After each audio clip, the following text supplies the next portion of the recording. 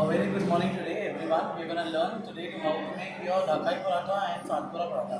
Now, for dhakai paratha and satpura paratha, the dough for the paratha or the bread will be same. First, I'm going to put some desi ghee inside the flour. We have taken refined flour today.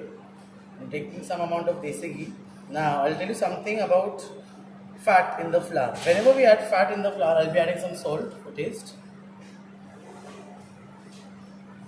That's it. Now I'll be mixing that fat in the flour. Now whenever we add fat in the initial stage of the flour, what happens? The gluten strands they break down.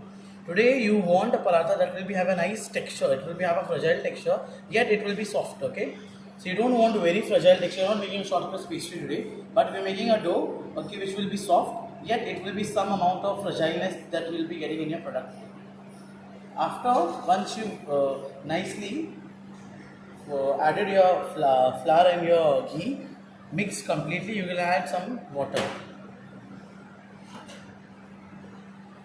Now when you add water, you have to be very careful that you don't add too much of water, otherwise what will happen, your dough will become very sticky and too soft. You don't want a very soft dough. I would say something between stiff and soft. I would say rather semi-soft. First, I'll show you how to make satpura paratha, and then I'll show you dhakai paratha. Now, both the paratha will be made from the same dough. Now, there is variation of there is one more paratha that I can show you today. There is lacha paratha. But the only difference between lacha paratha and dhakai paratha and satpura paratha, that lacha paratha often is made with a whole wheat flour rather than refined flour. Today, we are going to use refined flour. Now, again, I'll be adding some water, and I'll be kneading, and I will be making a soft dough. Once my dough is done, I'll be resting it for 30 minutes. I always told you, you need to rest your gluten in the dough. The more you rest the gluten, the more better result you will get to your products. Whether you're making a bread, even you're making an leavened dough, maybe a dough which you're fermenting, proving the dough, you need to prove the dough so that the gluten is rested nicely. I spoke about strudel pastry, I spoke about filo pastry. There we need to rest the dough for at least an hour or two. But here I will be resting only for half an hour. I will be kneading the dough and I will be resting. That's it. For my paratha, I have divided into three portions. As I told you, I will be showing you three different types of paratha. So we have two paratha in the menu. One is satpura and one is dhakai. So I'll start with satpura paratha first. I'll take some refined flour. I'll be kneading.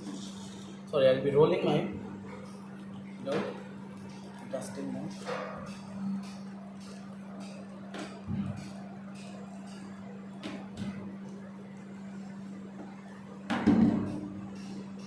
So I'll be needing a knife. Yeah.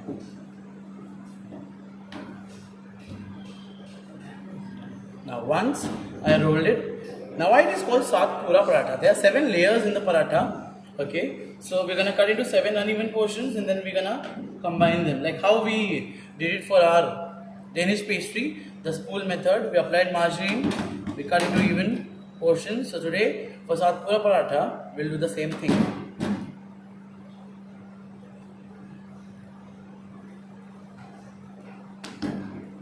See, once you nicely rest your dough, it becomes easier for you to stretch your dough. The gluten will be working completely nicely in the dough.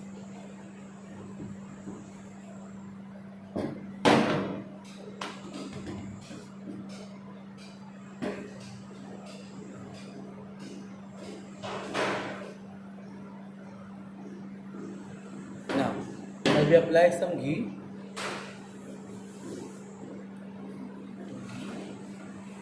Some flour, dust. Take a knife, cut into 7 portions.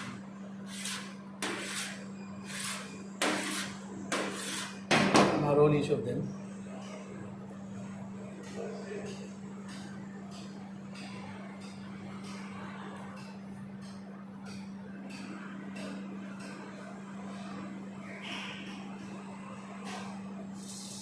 So here you get layers. Like how in lacha, the lacha we call, same way. But this is not lacha paratha. Lacha paratha also I will be showing today. This is satpura paratha.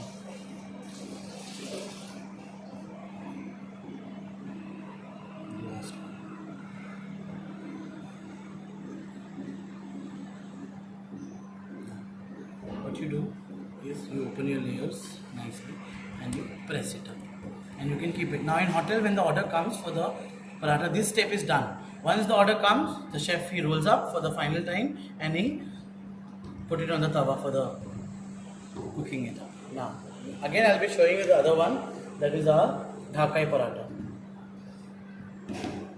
Same way I'll be doing it. We can have a look here for our aubergines. Nicely it is getting roasted. Okay, more 2 minutes, then I'll be showing you Bengan Bharta.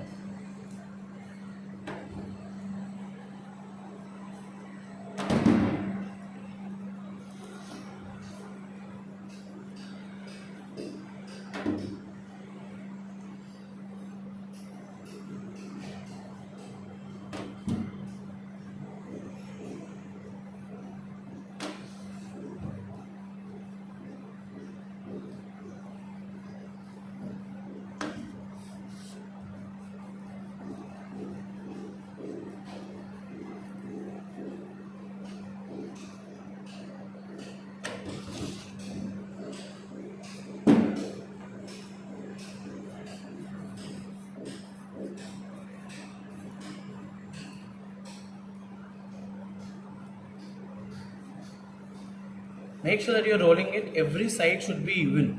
One should not be thick and one should not be thin.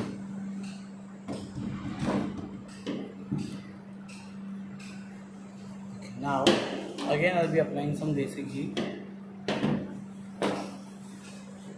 Flour, dust. Now here, cut it and you roll it like this way.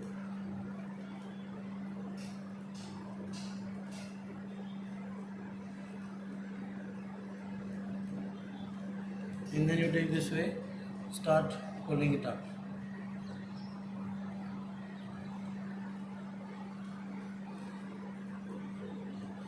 Almost the paratha, all these three will be same, but the technique of making is a little different here.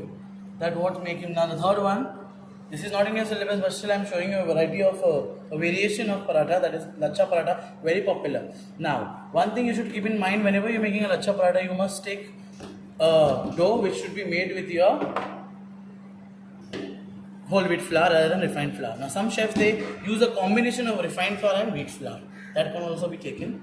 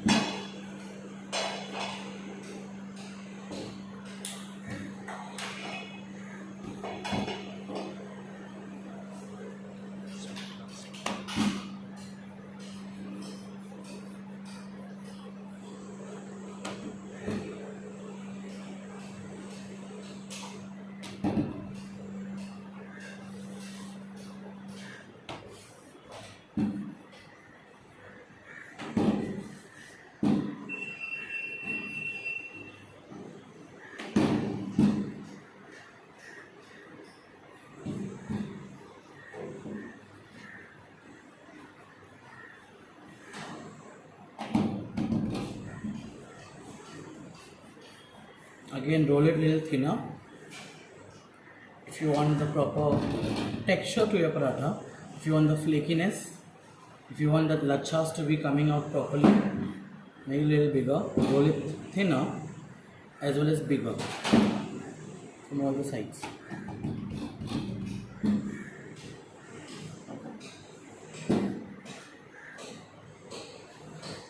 Now again, take some desi ghee, apply on the paratha on your sheet rolled dough. Some flour. Now if you have some kalonji that you can put, but right now I don't have, so I'll just roll it like this. So you should give a fan shape like this. 1, 2, 3, 4. You can do like this way. This fan you have done in your craft when you were in school. Same way you have to do to your paratha here. Like this way. You can just roll it. And the last one will go inside. Again, you will get nice lachas on your paratha. Now one by one we'll be rolling each of them and we'll be finishing our paratha.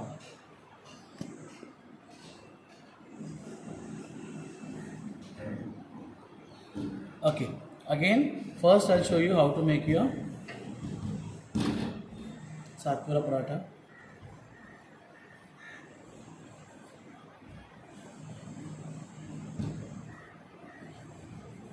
Can you see these layers? That 7 layers that we cut into 7. Now one note you should keep, whenever you're making a paratha, you should not roll it too thin. Otherwise then there won't be any meaning of making a paratha. Paratha is thicker than a chapati or a normal roti.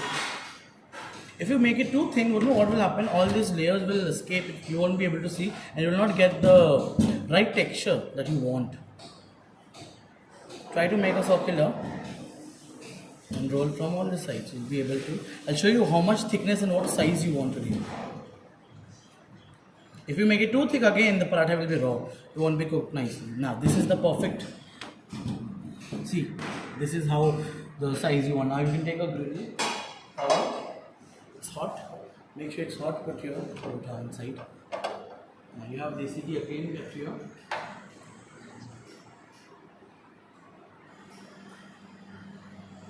Now, we'll put some desi ghee.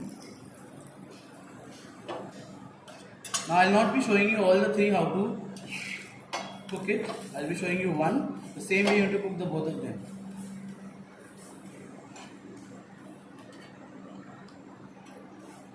So you need to cook till your paratha is nicely crisp from both the sides and it is cooked. You cannot see that. You see that brown thing, that is an indication that the paratha is getting cooked nicely. And press it up when you are cooking it up. Do not apply too much of fat. Now for Dhakai paratha, some chefs they deep fry the paratha. You can go, but I prefer it not deep frying, but I would be doing it in the tawa with some more ghee.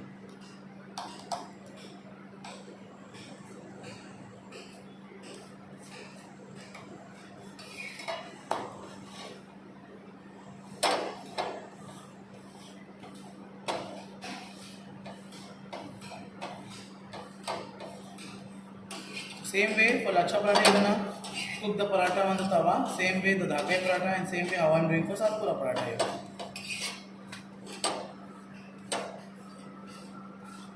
This paratha can be accompanied with any of your veg main course or your non-veg main course.